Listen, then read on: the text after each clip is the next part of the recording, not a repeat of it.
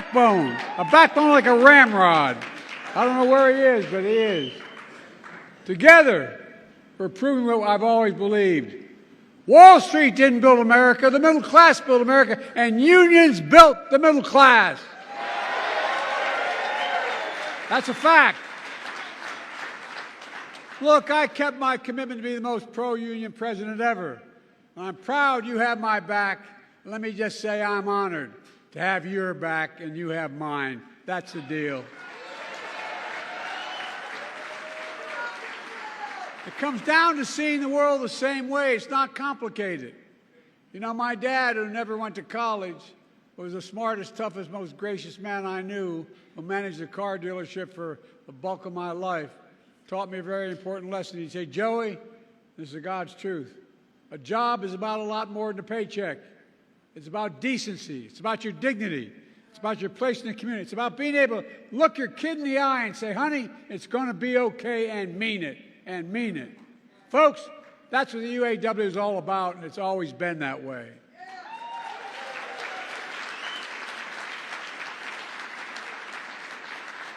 Just after the UAW was founded nearly 90 years ago, it launched what historians call the most important strike in the 20th century. Flint, 1936. Walter Reuther organized a sit-down in the factory. They weren't sure what would happen. They were worried about getting beat up, but they were determined. They were determined. And it took 44 days, but they won the first collective bargaining victory in American history.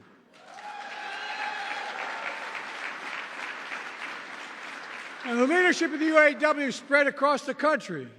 It led to the first substantial wage increase in a long time, the first cost of living allowance, the first employer-provided health care. Within 4 years, workers across the entire auto industry unionized, inspiring workers across other industries as well, giving life to new industries in the labor movement. I share that history with you because all of you made history again. I'm confident, and I mean this, 90 years from now, people are going to look back on the impact you had, you in this room. Just like them 90 years ago, you matter now. You lead. And I respect all of you here today. You represent unions that always led, always lifted, and always inspired workers. The UAW legacy from Walter Reuther to Shawn Fain today. Shawn, you took a lot of heat, but you demonstrated extraordinary leadership. You did. And that's what I saw a few months ago during your historic UAW strike. The time, this time, in Belleville, Michigan. And I'll say I was so damn proud to stand in that picket line with you. It's not the first UAW picket line I stood in my home state of Delaware. I've done it many times. But it's the first time a president did it, I found out later.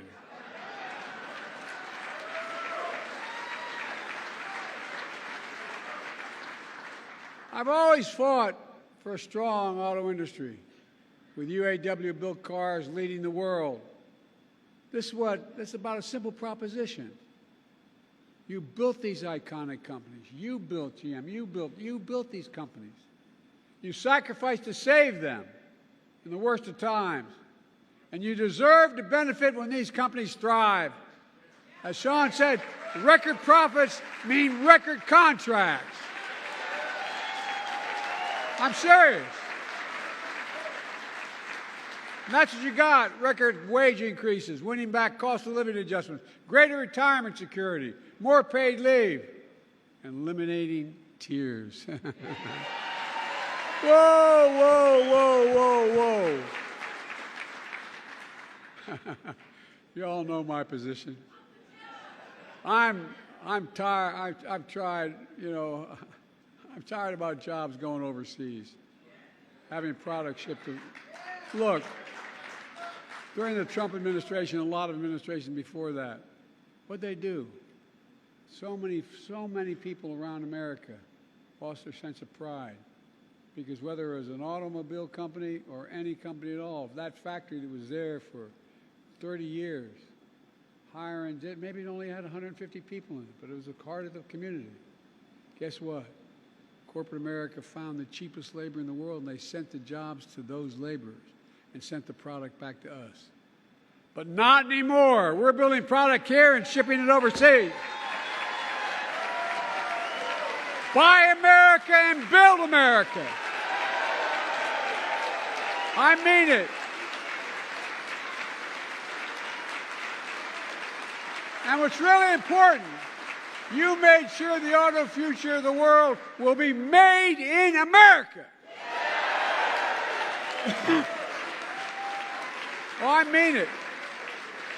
You know, I'm going to digress just a second. Most people don't know that back in the 30s, when Roosevelt was talking about the value of unions, he didn't just say unions are okay.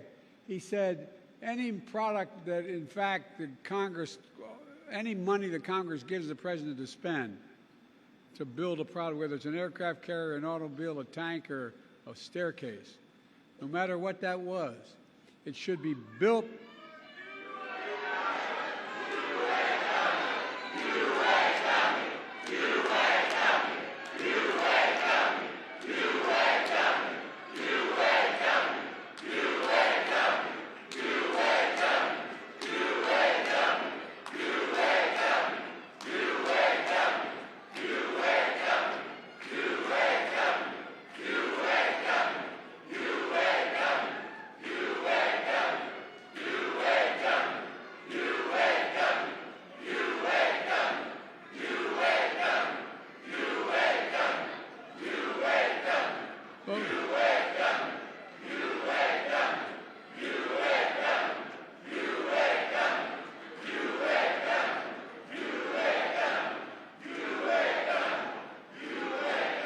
For a long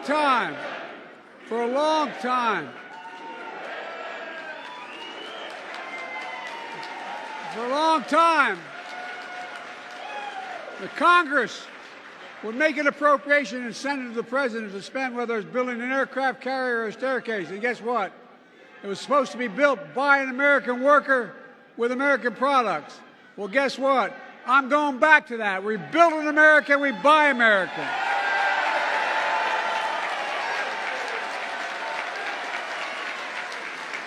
And here's what you all did. You won commitments from the big three to create thousands of more jobs, to invest tens of billions more dollars, building an auto future made in America. It wasn't just about what you did for the UAW workers. The fact is you've transformed the entire auto industry. That's not yet unionized, or as we call that, the UAW bump. Because of you, Toyota, Volkswagen, Nissan, Tulsa all gave their workers double-digit raises. Because of you. Workers across the country have seen the largest wage increases for workers building cars and trucks and any other transportation equipment in nearly 30 years. Thousands of these workers are already asking to join your union. Even before this, the UAW has been expanding its reach to workers in auto plants and from auto plants to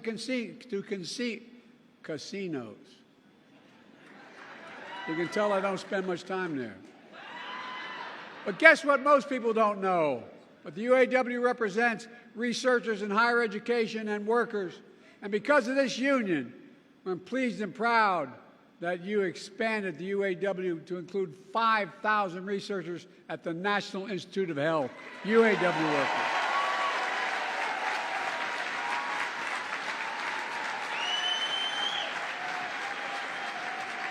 I, honest to God, have always believed that the union movement in America is important because it produces the best skilled workers in the world. That's what happens. It's good for everybody. It's good for companies. It increases the quality of the jobs, the quality of the products, and it's good for economic growth. In fact, I asked, which is unusual for a president to do, I asked the Treasury Department to do a significant study most comprehensive report ever detailing how unions are good for all workers, including non-union workers, how they found that unions raise standards across workplaces and industry, improving skills and safety, pushing up wages, strengthening the benefits for everyone. It matters. It matters. It matters. And some in corporate America finally began to figure it out. And look at what we're doing. It's good for workers and companies. Since I took office, we've attracted billions of dollars in investment here in the United States. We supercharged advanced manufacturing, including electric vehicles made by union workers in America. China's determined to dominate that market with EV predominantly made in China and Chinese jobs. The previous administration was content to sit in the sidelines and let China take all these jobs. But I won't let that happen. I will not.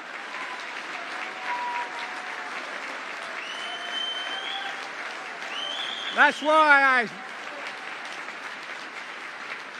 I pushed and drafted the CHIPS and Science Act, investing more than $50 billion in manufacturing semiconductors here at home. Automobiles today require 3,000 chips of these chips to be made.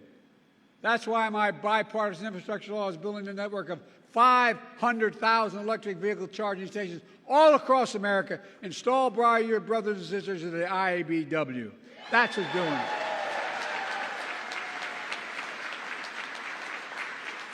That's why the Inflation Reduction Act, which the other team, not a single person, supported, that I signed into law, there's a dramatic incentive for the big three and other auto companies to make it here, their future here in America, with American jobs. Jobs that we want to make union jobs. That's why I announced $12 billion to help companies that respect their workers implement a just transition to electric vehicle future. Because I strongly believe that companies transitioning to new technology should retool, reboot, and rehire in the same factories, in the same communities, with comparable wages.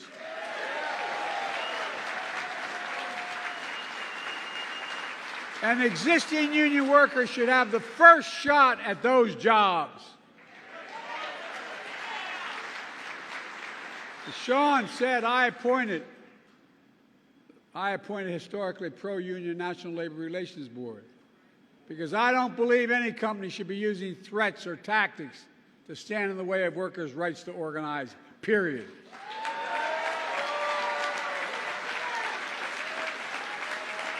And folks,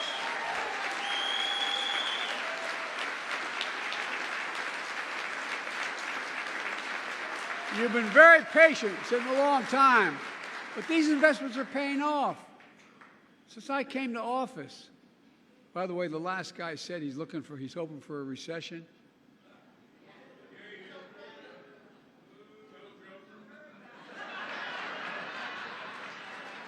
Because he does not want to be the next Herbert Hoover. He's already Herbert Hoover. He's the only president other than Herbert Hoover who lost jobs when he was president. Look, since I came to office, with your help, we've created 14 million new jobs. 14 million. Nearly 800,000 manufacturing jobs nationwide. And that means we're creating American jobs and exporting American products instead of the other way around like we saw for too long. Unemployment has been below 4% for the longest stretch in 50 years, and it's going down. Wages are up. Household wealth is up. We have the lowest inflation and fastest recovery of any major economy in the world. We have the fastest growing economy in the world. I know we have more to do, and we're making real progress. Over the last year, prices are down on everyday items from a gallon of gasoline to a gallon of milk. And folks are beginning to feel it.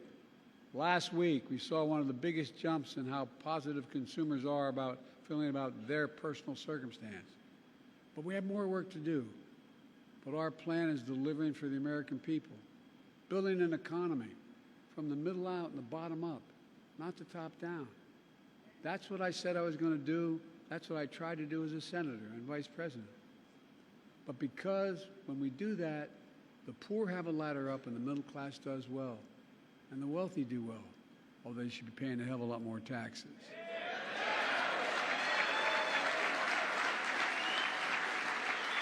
We all do well.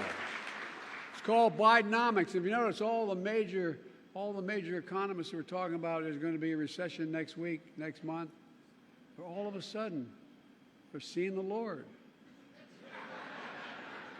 I'm a little worried. Some of the major economists in American history are now giving me credit. It's like, oh, God, what's going on? But look, all kidding aside, this is a fundamental break from what used to be called trickle-down economics that some Democrat presidents did as well as Republican. You know, I sat not a lot trickle-down on my dad's kitchen table growing up. There wasn't a lot. The idea was that the wealthy do very well, there'll be a lot left over, and it'll trickle down to ordinary folks. Well, guess what? That trickle-down economy was supercharged by my predecessor. It cut taxes for the very wealthy and the biggest corporations. It shipped good-paying jobs overseas because labor was cheaper. It shrank public investment in infrastructure and education, invested less. It hollowed out entire communities, closing factories. I'm not making this up. You know this to be true. Closing factories, attacking unions, leaving too many Americans behind.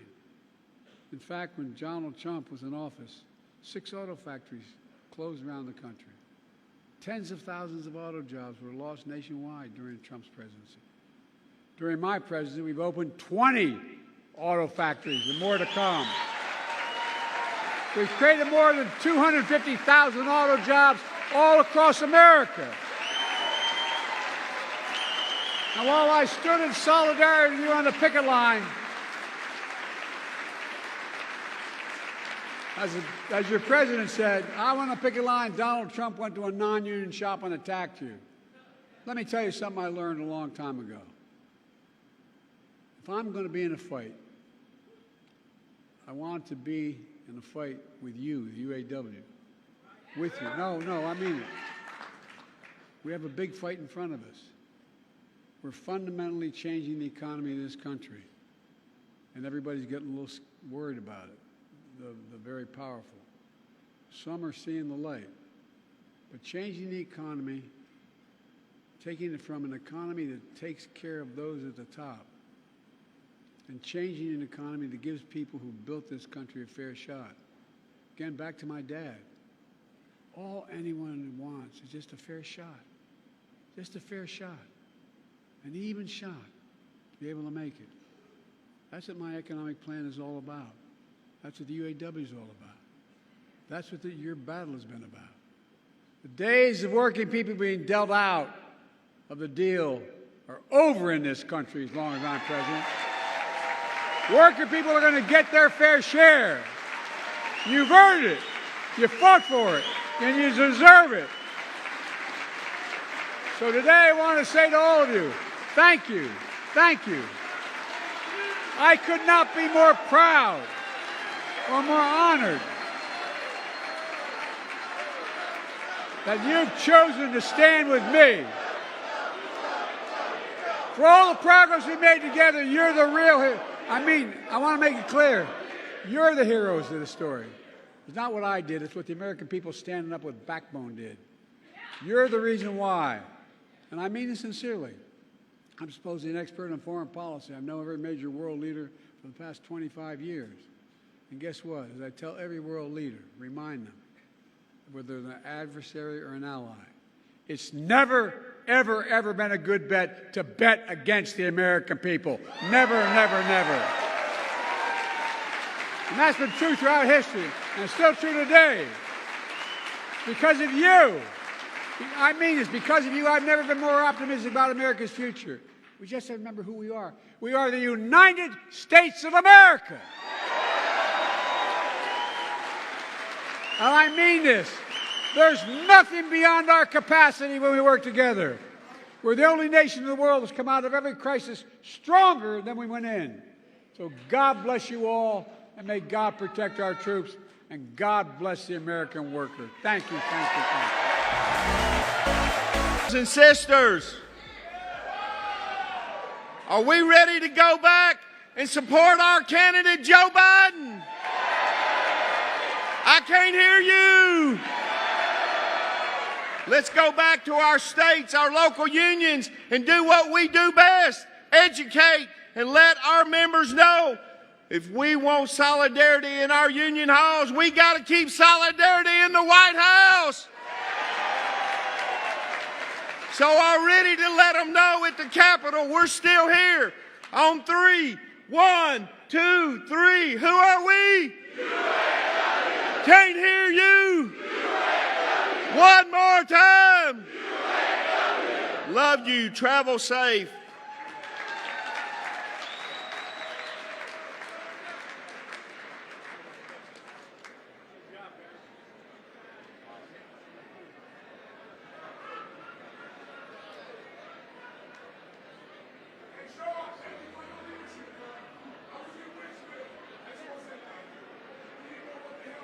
Hey, Rebecca, take the picture of the podium.